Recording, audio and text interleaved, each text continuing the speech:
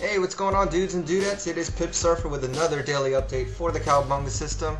Today's Tuesday, December 8, 2009. We're just going to go ahead and kick things right off. First things first is that if this is your first time watching this video, you're going to want to click on the link right above it that says if this is your first time visiting this blog, read this first. It's there for a reason, because you're going to want to click on it, read the rules of the system, study it and learn it, and then come back to these videos, because then it'll make a lot more sense. Otherwise, you will be lost and you will have wasted about 10 minutes of your time. So, just a little quick disclaimer there, and now for those of you who have seen this before, you know what comes next is now I have my 15-minute chart and my 4-hour chart open for the cable. First thing I want to do is take a look at my 4-hour chart and look at my trend. I'm going to move it back to before midnight so you can see what it looked like. And you can see that our most recent trend change candle was back on the 3rd for a downtrend. And at the start of our day, there were no new trend change candles, meaning that the trend was still down and we were only looking for short trades. Now, if I move forward and show you what happened today, you can see that the trend continued down. There were no new trend change candles.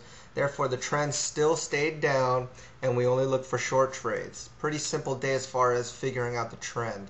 Okay, so now that we have our trend, I can just go to my 15-minute chart, and I'll move this to before midnight so you can see what it looked like. And before I start anything, I want to take a look at my news events for the day. So you could just pull out babypips.com, click on this Tools tab, and it'll automatically pull up the news for the day. Just make sure that this drop-down bar shows your correct time zone, otherwise you will have the wrong time, and that can be not good. So make sure it's the right time zone for you. And remember, we're just looking for news that affects either the sterling or the dollar, because that is the currency pair that we're trading. And at 4:30 we had a couple of news events for the UK, manufacturing production and industrial production. And then if you scroll down, we have this thing at 10 for the US dollar, the IBD, TIPP, economic optimism. But other than that, that was pretty much it. I know there's other US ones here, but that's in the afternoon. Doesn't really affect us because we're not trading at that time. So 4:30 and 8 a.m., those were the, 4:30 and 10 a.m., those are the times that I wanted to watch out for. So really all I'm going to do now is just write it on a notepad, or you can set it an alert in Outlook or some kind of alarm just to let you know when the news is coming out. That way you're not in the market at those times, because you don't want to trade during the news events. Alright, so now that I know my news events, I know I'm only looking for short trades. Now I can start my day, so I'm going to simulate a day's action by moving my chart forward one candle at a time and just kind of give you my thought process as the market goes along. And this should help you, and hopefully the more you watch this, the more routine and more common it'll become for you, so you can start to kind of think like how I would think as far as trading the system.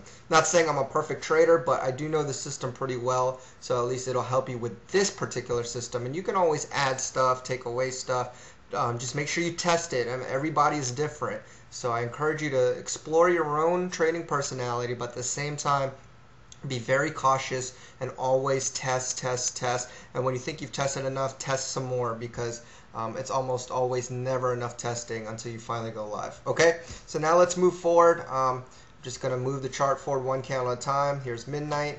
And very early in the day, we get a crossover. This is the 12:15 candle. RSI is below 50, stochastics are trending down, and MACD has gone from positive to negative, so this is a valid entry. So I'm going to enter at the close of this candle, or as close to it as possible, and that's at 64.44. Our stop's going to be at the most recent swing high. Now you can pick this one, 64.62, or if you want to be a little safer, you can move it here. If you want to be even safer, you can move it here. Just remember that you're risking more pips. I always like to go with the most recent swing high, and that's at 64.62. Now our target's going to be at the nearest 0 or 50 level, which is at 6,400. Gives us about 44 pips of potential profit, which is pretty good. So I'll leave it at that. And I don't have news until 4:30, so I'm pretty good to go, at least for the next few hours. And I doubt I will still be in the market at that time. So now I can just move forward.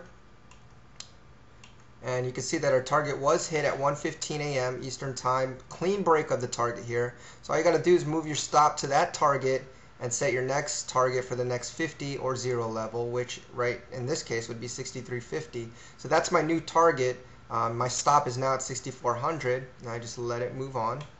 And unfortunately, you could see that momentum didn't continue in our favor right away, so we were stopped out at our first target at 6,400. Still 44 pips of profit, so can't complain there, and it's a win. You can never complain about wins.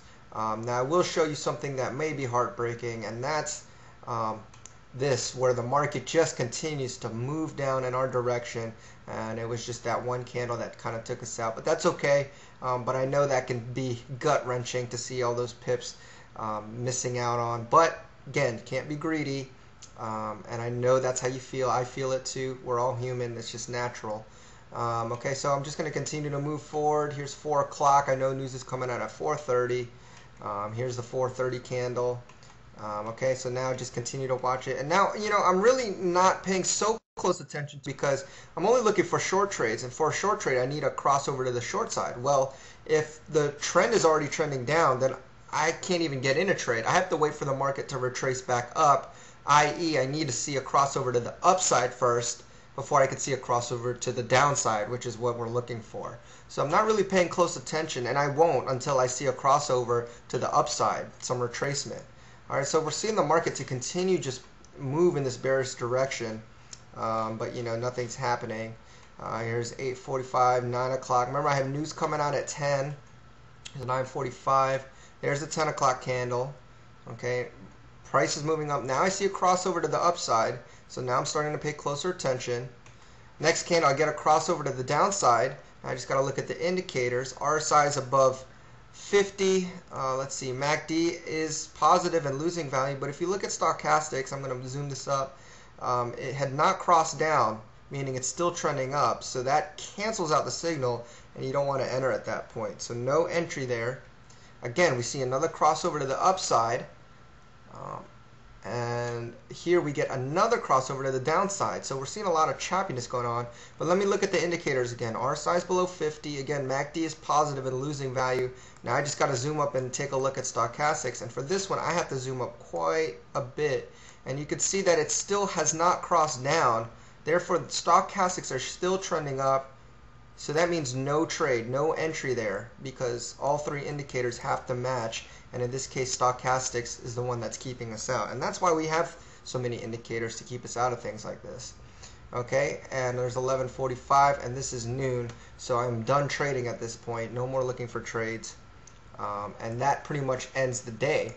So you can see a lot of bearish movement. We did get one trade, one winner, nice 44 pips. So if you have any questions, feel free to ask. I know that last part of the day was kind of up and down. So if you get confused, ask in the blog or ask in the forums, and somebody will help you, or I'll try to answer them as best as I can. But till then, keep learning, keep practicing, and keep trading, okay? So that's it for today. I'll see you all on the next update. Cowabunga, dudes.